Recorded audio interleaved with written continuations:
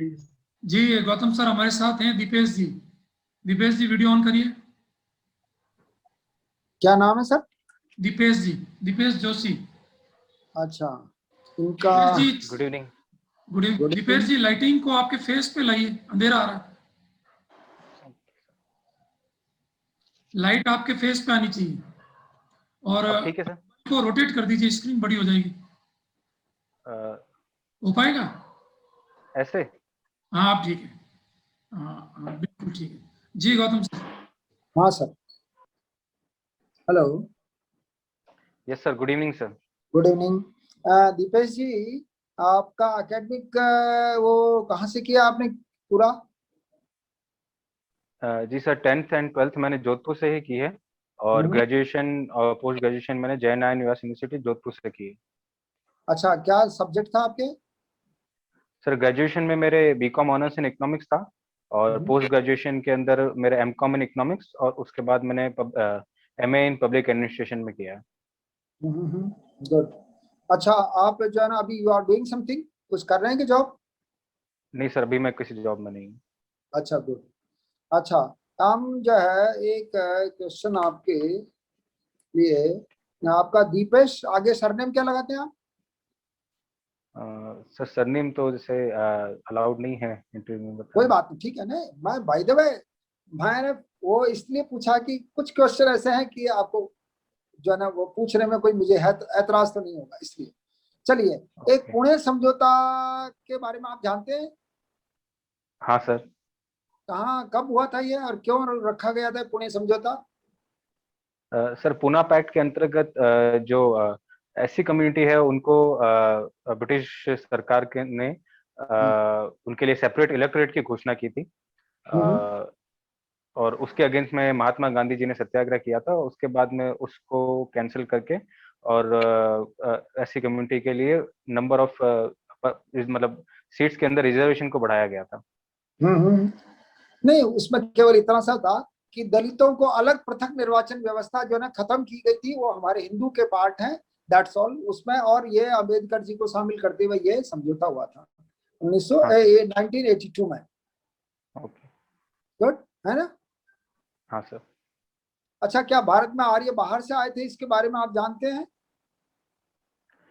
Sir इसको लेके अलग अलग प्रकार की थ्योरीज है कि आर्यंस कहाँ से आए थे, बट जनरली ये माना जाता है कि वो वेस्ट एशिया से आए थे, मिडिल एशिया से।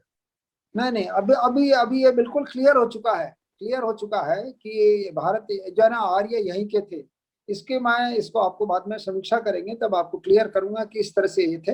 अब लेकिन भैया ऑलमोस्ट बहुत सारे सोर्सेज ऐसे हो चुके हैं क्लियर, जिनके आधार पर ये कहा जा सकता है कि यह आर्य यहीं के थे। अच्छा, एक तलवार स्कूल के बारे में सुना है आपने? नहीं सर, सॉरी, मैंने नहीं सुना। अच्छा, एक स्वतंत्रता आंदोलन के समय शाहनवाज खान, गुरुबख्श सिंह ढिल्लो और प्रेम कुमार सहगल जो है ना चर्चा में रहे थे आजादी के कुछ दिनों पहले। इसके बारे हाँ में, इनके सर। बारे में जानते हैं आप?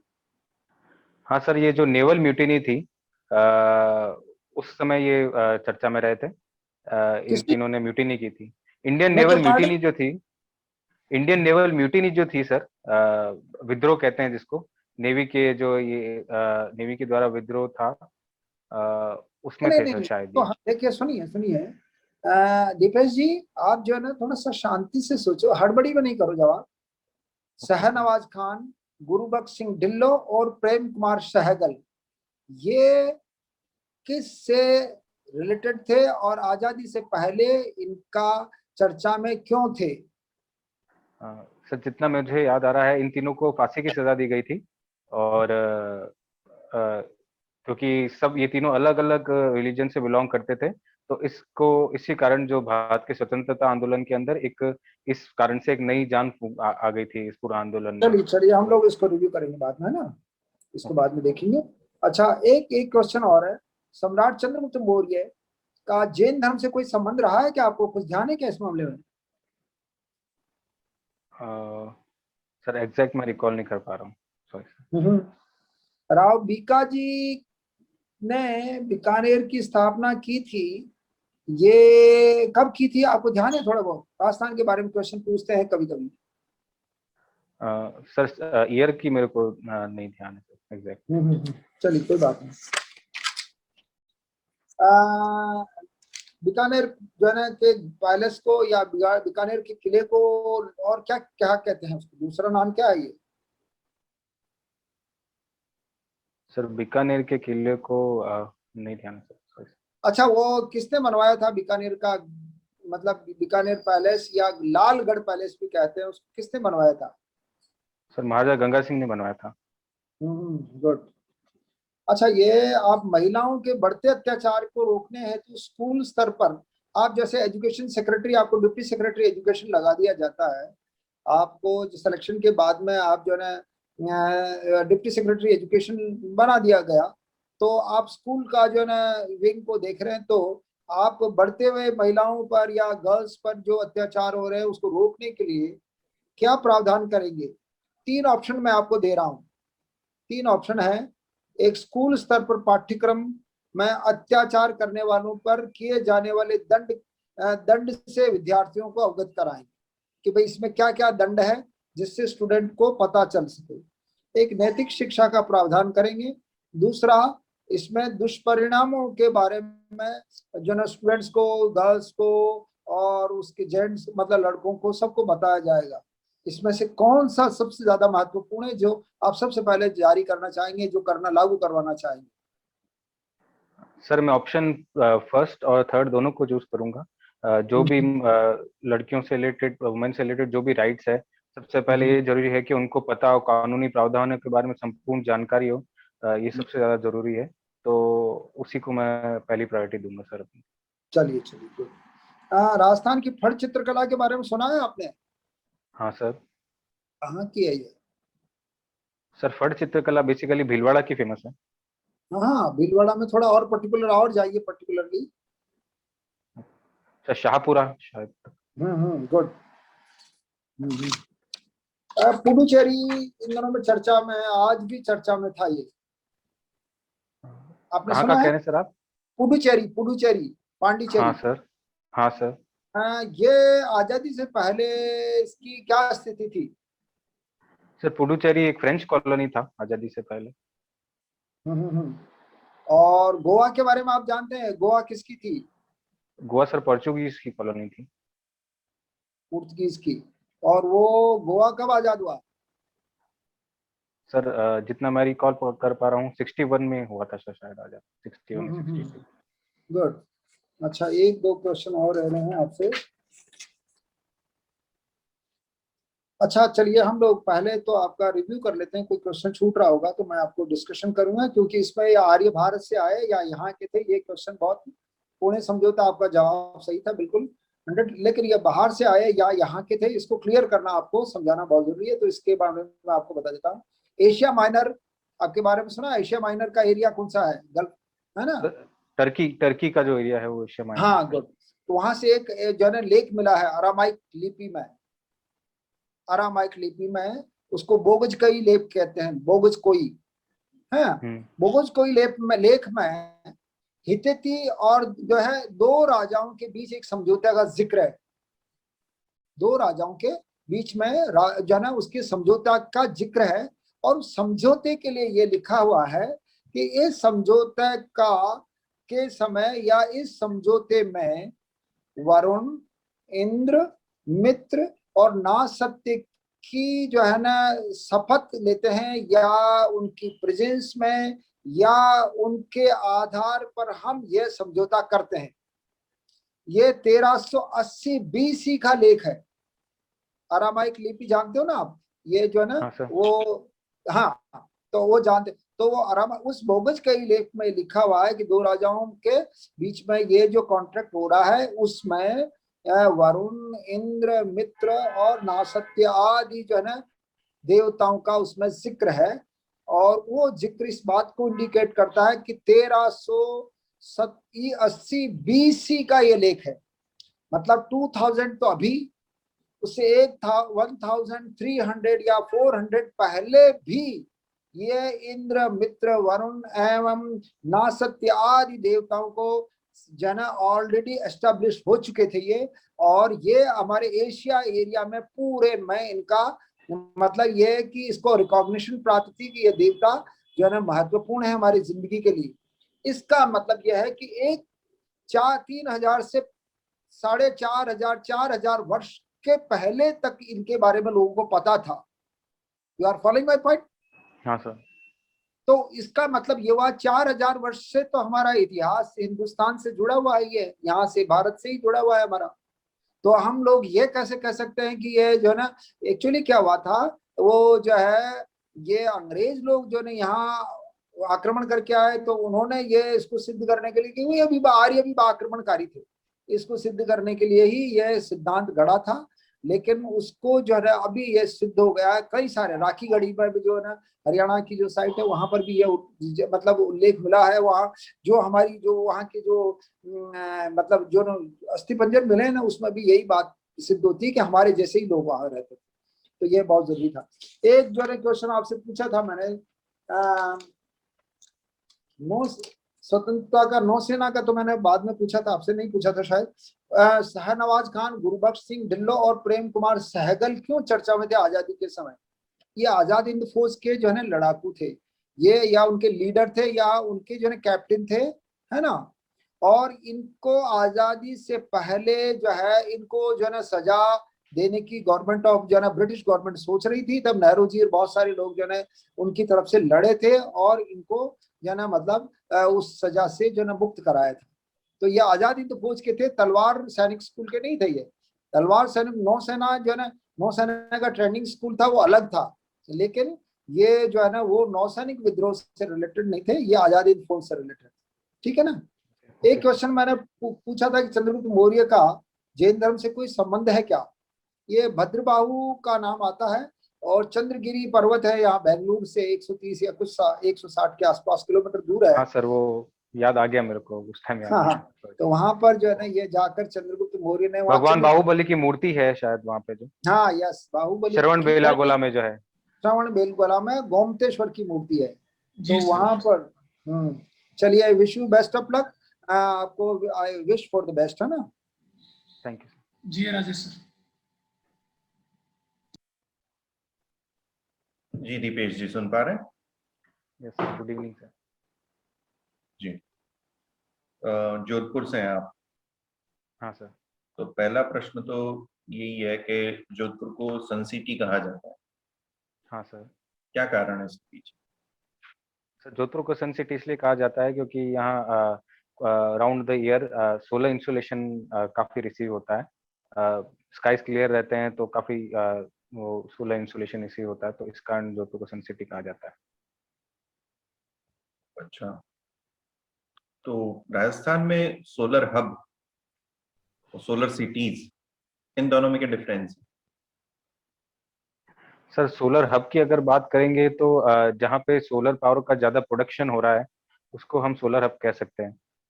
और दूसरा आपने क्या पूछा sir? Solar cities. Solar cities.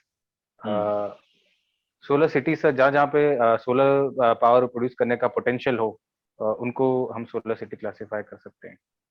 अच्छा, कौन कौन से जिले हैं जो सोलर हब हैं और कौन सी सिटीज हैं?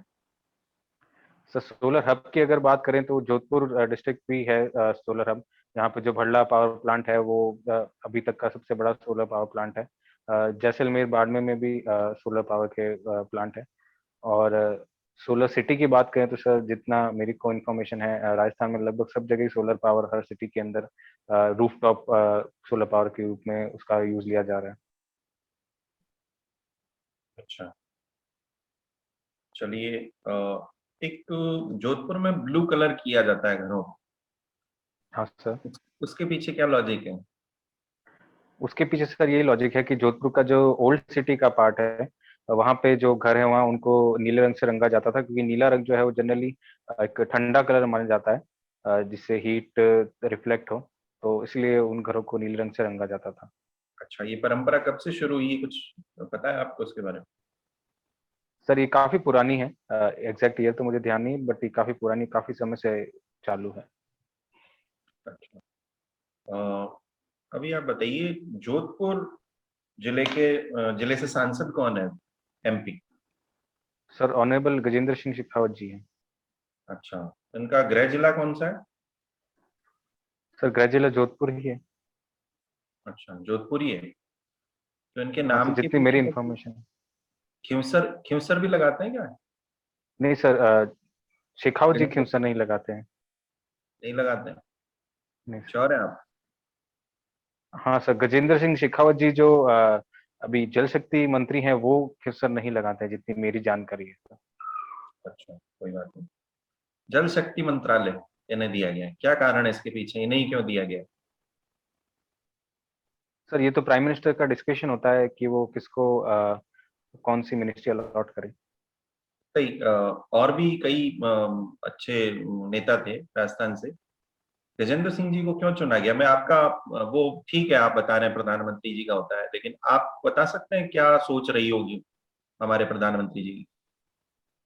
सर इसमें एक सोच ये हो सकती है, क्योंकि राजस्थान और विशेष करके पश्चिमी राजस्थान जो है वो वाटर स्कैर्स जगह है, और अगर ऐसी जगह से कोई व्यक्ति आता है तो उसमें स्वतः ही जल की संरक्षण के प्रति और उसकी देखभाल के प्रति एक ज्यादा उसके अंदर विलिंगनेस होगी। तो वो एक कारण मुझे लगता है sir. Very good, very good.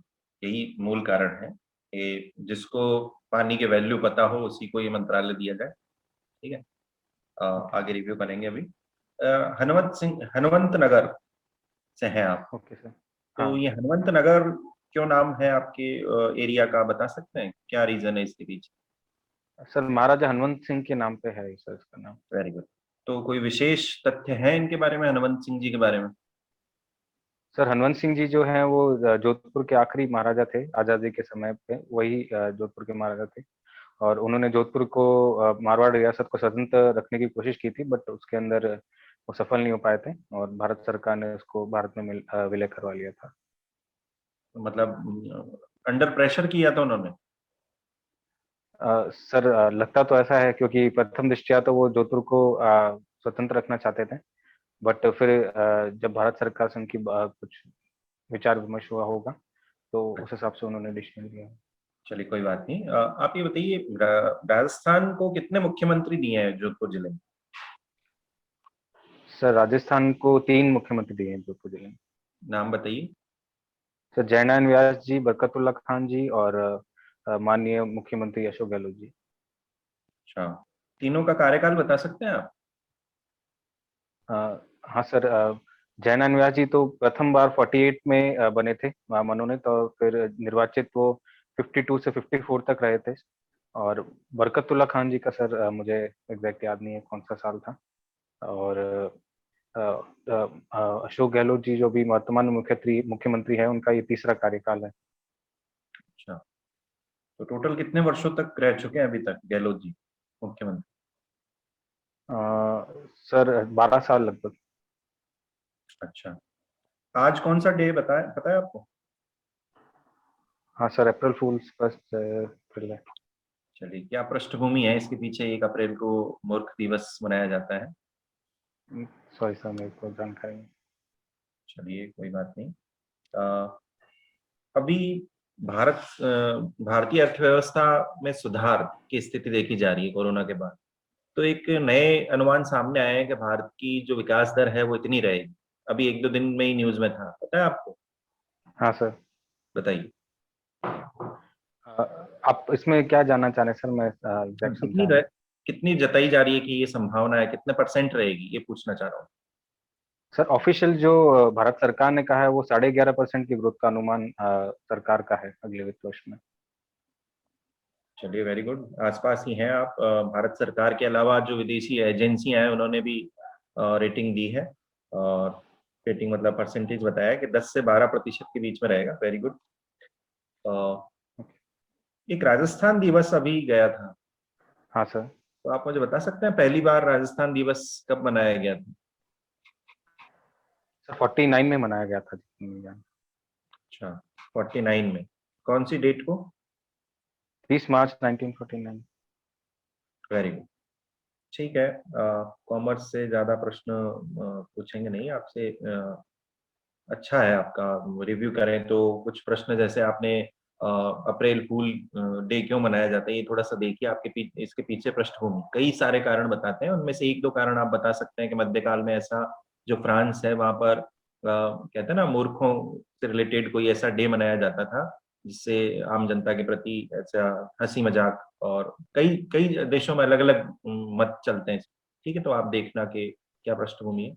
और ठीक है। जैसे आज का डे है या आपका इंटरव्यू जब भी हो, उस डे के आसपास कुछ घटनाओं को आप जानकारी रखें, ऐसा क्यों हो रहा है, न्यूज में क्यों है ये चीज, या कोई स्पेशल बात है इसके पीछे, तो वो पूछा जा सकता है। ठीक है। हाँ। बाकी आपके जितने भी ये प्रश्न थे, जैसे सन सिटी क्यों कहा जाता है, या नीला रंग क्यों है वहाँ का, ठीक है। एक सोलर सिटीज का प्रश्न जो मैंने आपसे किया था, वहां पर आप थोड़ा सा उत्तर नहीं दे पाए। जयपुर है, जोधपुर है, अजमेर है, ये सिटीज सोलर सिटीज में शामिल। ठीक है। सर ये किस ऐसे हिसाब से, मैं ये समझानी, सोलर सिटीज कैसे हैं ये? सोलर सिटीज वही कि यहाँ पर जो क्या बोलते हैं, एनर्जी जो है वो अधिकतर यूज करने की संभावना बढ़ती जा रही है, कि यहाँ पर एनर्जी कौन सी यूज की जाएगी फ्यूचर में, जयपुर में, जोधपुर में और आपके अजमेर में। ठीक है, तो इनको सोलर सिटीज का दर्जा दिया गया अभी तक सरकार द्वारा। ठीक है, तो ये फैक्ट है, एक आप ध्यान रखें। और आप जोधपुर से आते हैं तो सूर्य नगरी से रिलेट करके ये क्वेश्चन बन सकता है आपसे, तो सोलर हब क्या है, सोलर सिटीज क्या है। बाकी आपके सारे आंसर लगभग ठीक थे। हनुवंत सिंह जी के बारे में अच्छी जानकारी आपको, पृष्ठभूमि वहाँ की। बाकी ये सिंपल क्वेश्चन थे, और जहां पर भी आपको लगता है कि करंट अफेयर्स या आपकी हॉबी से रिलेटेड मैंने कोई क्वेश्चन नहीं लिया है, तो इसको आप एक बार देख लें। बाकी अच्छा है आपका, धैर्य के साथ आप आंसर देते हैं। शुभकामनाएं। Thank you sir.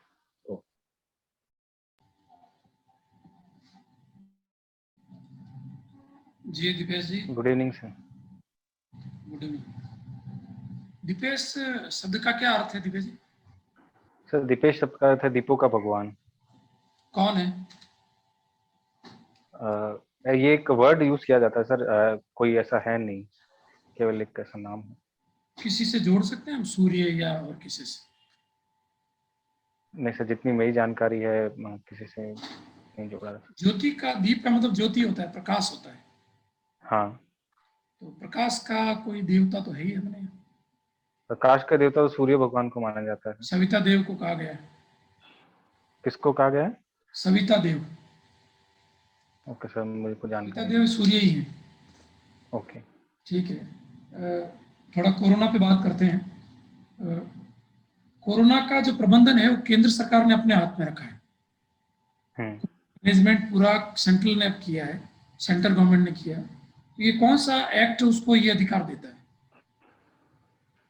Sir exactly तो मैं श्योर नहीं हूँ, बट मेरे हिसाब से डिजास्टर मैनेजमेंट एक्ट के अंतर्गत। कब का है? 2007 का है सर। ओके, राइट आंसर है, बस इसको 2005 कर दें कि इसके किया है। और कोरोना का जो वैक्सीन है, अभी उसकी क्या स्थिति है वैश्विक और भारतीय स्तर पर? उसकी क्या स्थिति है? हाँ, मतलब कहाँ कहाँ उत्पादन हो रहा है और किसको परमिशन मिल चुकी है, वो जानना चाह रहा हूँ। सर उत्पादन भारत में हो रहा है, और अमेरिका में हो रहा है, रशिया में हो रहा है, चाइना में हो रहा है।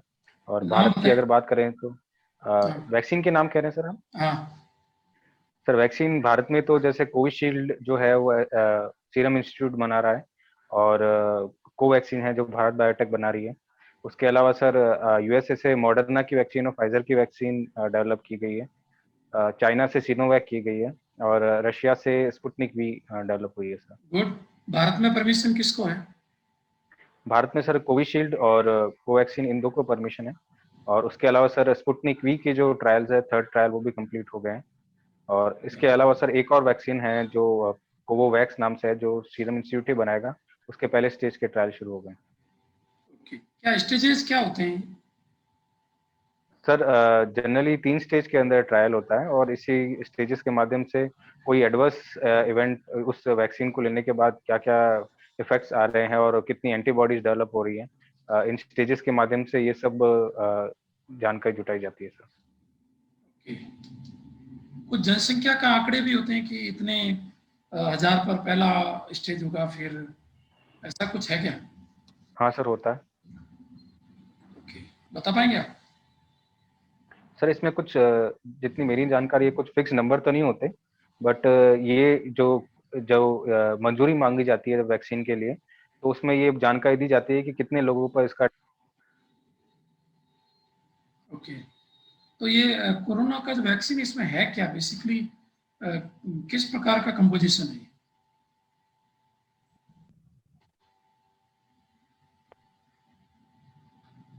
हेलो। आप सुन पा रहे हैं मेरा प्रश्न? सुना आपने? हाँ हाँ सर। आवाज कम हो गई आपकी। हाँ वो कॉल आ गया था, सॉरी। ओके, मैं ये कह रहा हूँ कि वैक्सीन क्या है, बेसिकली क्या होता है उसमें? सर वैक्सीन के थ्रू हम जो मेडिसिन जो इंजेक्ट नहीं करते वो हैं। नहीं, मैं ये पूछ रहा हूँ कि कोरोना वैक्सीन में क्या है, कोरोना वैक्सीन में क्या है सर, मैं समझा नहीं। मतलब क्या कॉम्बिनेशन है? ओके सर, वो डिपेंड करता है। जैसे कोविशील्ड जो है उसके हाँ, अंदर वीकेंड वायरस है, लाइव एटीन्यूएटेड वायरस है। और कोवैक्सीन जो है उसके अंदर किल्ड वायरस का यूज किया गया है एंटीबॉडीज डेवलप करने के लिए। क्या डिफरेंस क्या है दोनों में? सर जो कोवैक्सीन है उसके अंदर जो वायरस होता है वो किल्ड होता है, वो एक्टिव नहीं होता है। और उसके थ्रू इम्यून रिस्पॉन्स ट्रिगर करने की कोशिश की जाती है। और जो कोविशील्ड है उसके अंदर लाइव एटीन्यूएटेड वायरस होता है, जो वायरस लिविंग तो होता है बट वो उसका वीकेंड वर्जन होता है, जो व्यक्ति को बीमार न कर सके, उसके जरिए इम्यूनिटी रिस्पॉन्स ट्रिगर करने की कोशिश की जाती है। ओके, तो ज्यादा इफेक्टिव किसको माना जाए? सर इफेक्टिव तो दोनों ही है लगभग। बाकी sir person to person, body to body vary करती है इफेक्टिवनेस। ओके, तो इसका इफेक्ट हम देख रहे हैं कि यूरोप में कम है और भारत में ज्यादा। किस संदर्भ में सर, मैं समझा नहीं। वैक्सीन का इफेक्ट मतलब जो रिजल्ट्स आ रहे हैं वैक्सीन के, वो देखा जा रहा है कि यूरोपीय देशों में अभी भी बीमारी तेजी से बढ़ रही है, जबकि भारत में नहीं है ऐसा। सर जैसे अगर कोविड की बात करें तो जनरली कोविड की जो इफेक्ट है वो वेव्स में होता है। एक पहली जैसे अभी जो लास्ट ईयर 2020 में पहली वेव थी, उसके बाद में फिर दूसरी वेव आई। तो इस हिसाब से चल रहा है सर। और जैसे अभी भारत के अंदर भी सेकेंड वेव दिखी जा रही है कोविड की, जब इन्फेक्शन बढ़ रहे हैं। और जो अभी तक वैक्सीनेशन का जो परसेंटेज है वो यूरोप में भी और भारत में भी काफी कम रहा है। तो एग्जैक्ट इसका इफेक्ट का पता लगाना थोड़ा मुश्किल है सर। ओके, चलिए कोरोना का एक क्वेश्चन और, कि कोरोना का भारत और विश्व पर क्या प्रभाव हुआ है? सर भारत की बात करें तो इसके ऊपर जो हमारे यहाँ पे हेल्थ केयर के ऊपर जो थोड़ा सा फोकस कम था, तो कोरोना की वजह से हेल्थ केयर के ऊपर फोकस बढ़ा है। डिजास्टर मैनेजमेंट के ऊपर फोकस हमारा इसके प्रति इसके कारण बढ़ा है। उसके अलावा सर जो अगर आर्थिक परिप्रेक्ष्य बात की जाए तो एक China+1 की एक थ्योरी सामने आई, जिसके कारण जो वैश्विक देश है वो अपने रॉ मटेरियल की सप्लाई के लिए एक दूसरा डाइवर्सिफाई करने के लिए दूसरे सोर्स भी तलाश रहे हैं। तो उसके कारण सर हमारे देश को फायदा होगा। और उसके अलावा हमने, क्योंकि जब कोरोना की महामारी फैली तो हमने ये देखा कि कई सारे ऐसे जरूरत के सामान थे जो हमको बाहर से निर्यात करने पड़ रहे थे। तो उसका भी फोकस फिर भारत सरकार ने लिया। और उसी के तहत फिर आत्मनिर्भर भारत योजना भी सरकार ने शुरू की थी। ओके, अच्छा, और कोई इसके negative impact? Negative impact sir जैसे सोशल पॉइंट ऑफ व्यू में देखे जाएं तो इस बीमारी को जो अनऑर्गेनाइज सेक्टर है या जो गरीब तबके के लोग हैं उन्होंने ज्यादा इफेक्ट किया। कई रोजगार लोगों के छिन गए। उसके अलावा जो बिजनेसेस है उनके ऊपर भी काफी फर्क पड़ा आर्थिक मंदी के कारण। और कुछ एक सोशल डोमेस्टिक वायलेंस की घटनाओं का भी इसके अंदर बढ़ोतरी देखने को मिली थी। ओके, ठीक है, मुद्दा चेंज करते हैं। चीन और भारत की बात कर रहे हैं, तो चीन भारत संबंधों की वर्तमान स्थिति क्या है? सर चीन भारत संबंधों की बात अगर अभी करते हैं तो जो जून के महीने में जो हमारे क्लैशेस हुए थे बॉर्डर पे, तो उसमें गलवान वैली, पेंगोंग सो लेक और डेस्पांग प्लेन्स और एक जगह और है सर जो मैं अभी रिकॉल नहीं कर पा रहा हूँ। तो यहाँ पे फ्रिक्शन पॉइंट्स बने थे, जिसमें जो पेंगोंग सो लेक का जो एरिया है वहाँ पे तो डिसएंगेजमेंट हो चुका है। बट गलवान वैली और डिस्पांग प्लेन्स और घोघरा वैली जो है वहाँ पे अभी भी कंप्लीट डिसएंगेजमेंट नहीं हुआ है। ओके, फोर्सेस अभी भी वहाँ पे मौजूद है। क्या है कॉन्फ्लिक्ट की रीजन, क्या है? कॉन्फ्लिक्ट की रीजन सर जो भारत ने हाल ही में जो नीति अपनाई है, एक वो है। और उससे पहले सर मेरा मानना है जो हमारी जो LAC जो है वो डिफाइंड नहीं है, डिमार्केटेड नहीं है मैप पे भी। तो सबसे पहला कारण सर ये बनता है क्योंकि इसकी वजह से डिफरिंग परसेप्शन हो जाते हैं दोनों आर्मी में और क्लैशेस हो जाते हैं। उसके अलावा जो विदेश नीति के अंतर्गत जो हमने निर्णय लिए हैं, जिसके अंदर हमने जो क्वाड पार्टनरशिप बनाई है, उसके अलावा आर्टिकल 370 का जो एब्रोगेशन हुआ है, और जो इंडो पैसिफिक की जो नीति भी जो हम फॉलो कर रहे हैं, ये कुछ कारण है सर मेरे मानने में जिसकी वजह से ये आर्टिकल 370 और चीन का क्या संबंध है? आर्टिकल 370 हो का चीन से संबंध?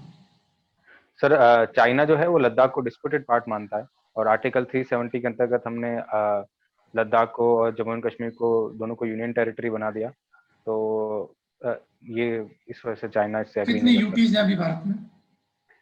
Sir 7 UT sir. 7? हाँ सर। कंफर्म है आप? सर 8 है सर। सर अच्छा, कौन सी? सर दिल्ली है, पुदुचेरी है, दादर नगर हवेली है, जम्मू कश्मीर लद्दाख है, और लक्षद्वीप है, और अंडमान एंड निकोबार है, और सर ये याद आ रही सर। अच्छा, इसका अनुच्छेद बता पाएंगे किस आर्टिकल में सेंट्रल गवर्नमेंट कोई यूटी बनाता है? सॉरी सर, अभी मैं याद रिकॉल नहीं कर पा। ठीक है।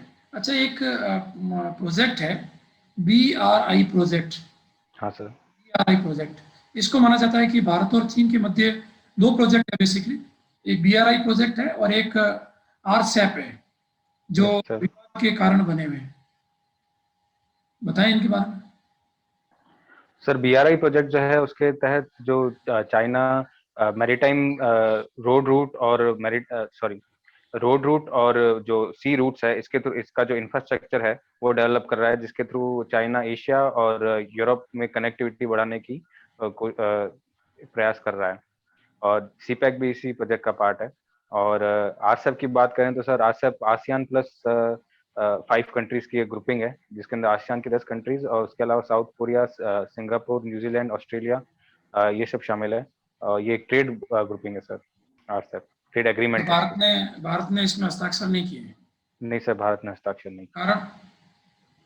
सर क्योंकि भारत का ऑलरेडी जो आसियान कंट्रीज है और चाइना है, इनके साथ ट्रेड डेफिसिट है, और इसमें जो इंडिया के जो कंसर्न्स थे जो ट्रेड डेफिसिट को एड्रेस करने से रिलेटेड, वो इसके अंदर प्रॉपर तरीके से एड्रेस नहीं किए गए। उसके अलावा जो न्यूजीलैंड से मिल्क इंपोर्ट का जो एक मुद्दा था कि अगर New Zealand surplus milk producing country और अगर हमने हमारा बाजार खोल दिया तो जो मिल्क इंपोर्ट से हमारे यहाँ के जो डोमेस्टिक मिल्क प्रोड्यूसर्स हैं उनको खतरा हो सकता है, ये कारण था। उसके अलावा भारत की सर्विसेज एक्सपोर्ट से रिलेटेड जो कंसर्न्स थी वो इस एग्रीमेंट के थ्रू एड्रेस नहीं हो पा रही थी।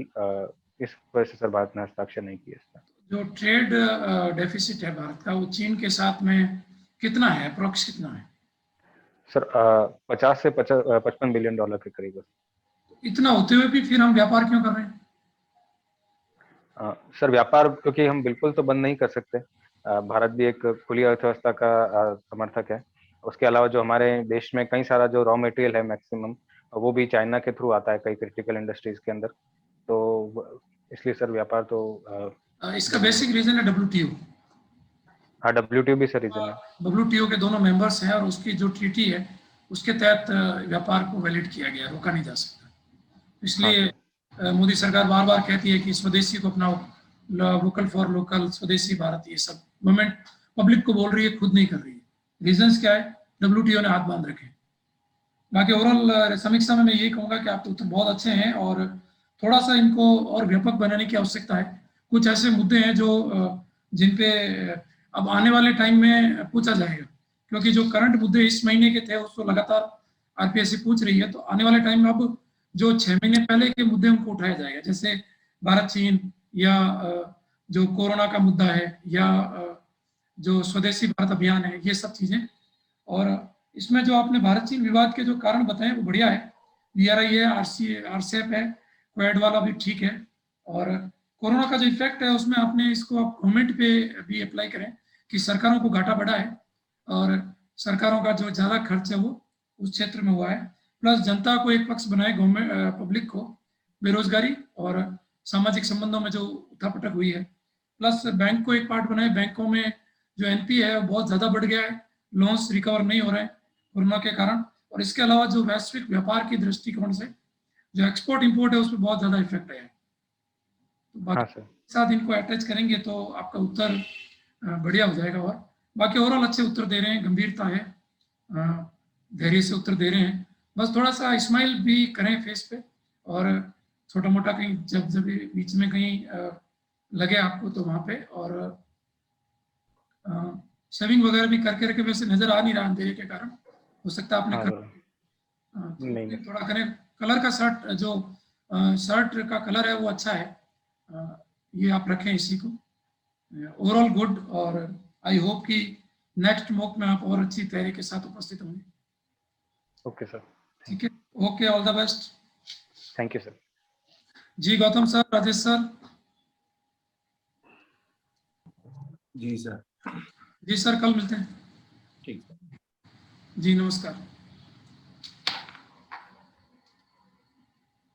जी नमस्कार सर, गौतम सर।